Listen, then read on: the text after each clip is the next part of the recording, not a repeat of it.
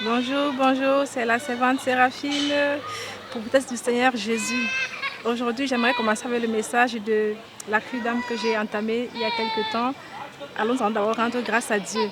Seigneur, nous te rendons grâce, nous te bénissons, nous te disons merci pour le souffle de vie, merci pour tes bienfaits, merci pour ton amour, merci pour ton sang versé pour nos péchés, merci de nous laver, de nous purifier. Esprit Saint de Dieu, prends le contrôle de ce moment, utilise-moi pour ta gloire au nom de Jésus. Amen. Alors, je disais que la dernière fois, il fallait confesser pour commencer déjà à préparer le corps, un bon temple à notre Saint-Esprit. Pour que le péché ne règne plus en nous, nous devons confesser et prendre conscience pour pouvoir abandonner. Alors, j'avais énuméré un certain nombre de péchés et aujourd'hui, je vais finir par ceux-ci dont je parlais donc du respect des autorités, dont je disais donc qu'un enfant il doit honorer ses parents. Voilà, les autorités aussi, les maîtresses à l'école, par-ci, par-là, nous devons tous respecter les autorités. Et je disais que l'homme aussi et la femme devaient vivre en harmonie. Donc, ils devaient se soumettre l'un à l'autre parce que la soumission n'est pas seulement d'un côté.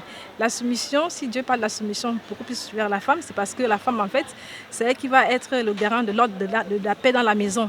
Parce que généralement, quand la femme répond mal, parle mal, parce qu'on dit qu'une bonne réponse adoucit le cœur et une mauvaise réponse attire la colère. Donc, on voit généralement que dans les foyers, quand la femme répond bien, et le foyer est en paix. Et quand elle répond mal, on voit les conséquences. Et c'est pour cela que parfois, des fois, comme ici en France, on dit que tous les 3 jours, une femme meurt de suite de coups et de blessures de son conjoint ou de son époux. Parce que les hommes, avec leur orgueil, ils ne supportent pas parfois qu'on leur soit rebelle. Donc, si Dieu parle de l'amour du côté de l'homme, c'est parce que l'homme aussi, quand il aime, il est prêt à tout. Il fait tout ce que sa femme désire. Donc, c'est pour ça que la soumission, elle doit être d'un côté de l'autre. Elle doit être mutuelle. Car, par exemple, si ça c'est des actes infâmes, par exemple, si votre mari vous dit, par exemple, faisons les rapports sexuels quand vous êtes en règle, par exemple, quand vous avez vos menstrues, est-ce que vous allez vous soumettre parce que c'est l'homme? Non, par rapport à la parole de Dieu, c'est pas normal. Nous devons respecter notre corps. Vous allez vous dire non et normalement, il doit se soumettre. Et pareil, si vous demandez de faire des actes sexuels par des voies qui ne sont pas de Dieu, des voies, par exemple, anormales, comme ceux qui le font par derrière, à la nuit, tout ça, c'est pas aussi bon. La femme ne va pas se soumettre parce que c'est la parole de Dieu qui demande de se soumettre. Elle va aussi soumettre son mari à la parole de Dieu. Et lui aussi devra se soumettre à cela. Donc la soumission, elle est mutuelle et elle tend à honorer la parole de Dieu. Je vous parlais aussi il y a aussi des métiers, par exemple, des métiers aussi qui soumettent, qui amènent à pécher régulièrement. Par exemple, il y a certains métiers qui prédisposent au péché. Donc vous devez regarder un peu le métier que vous exercez. Est-ce qu'il donne gloire à Dieu?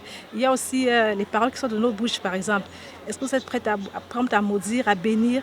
Est-ce qu'avec votre bouche, qu'est-ce que vous faites avec vos oreilles? Qu'est-ce que vos oreilles écoutent aussi? Est-ce que vos oreilles écoutent la musique mondaine, païenne, ou une musique qui va plutôt glorifier Dieu, qui va plutôt nourrir votre âme, ou alors qui va salir votre âme, va polluer inutilement?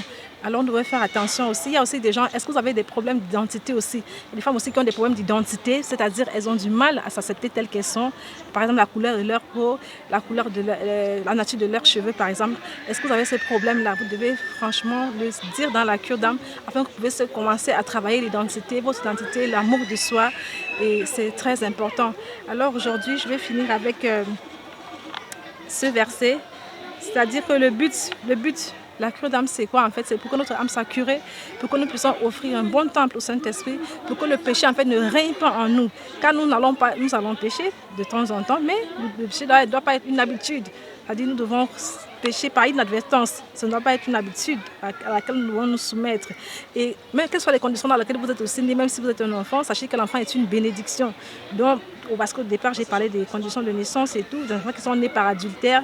Donc, vous devez savoir que l'enfant est une bénédiction. Donc, vous devez apprendre à vous aimer, même si vos parents ne vous ont pas aimé, même si ne vous ont pas accepté, vous devez vous aimer vous-même et vous accepter.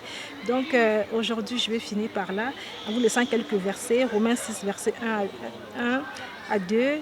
Pour aussi lire Éphésiens 4, 30.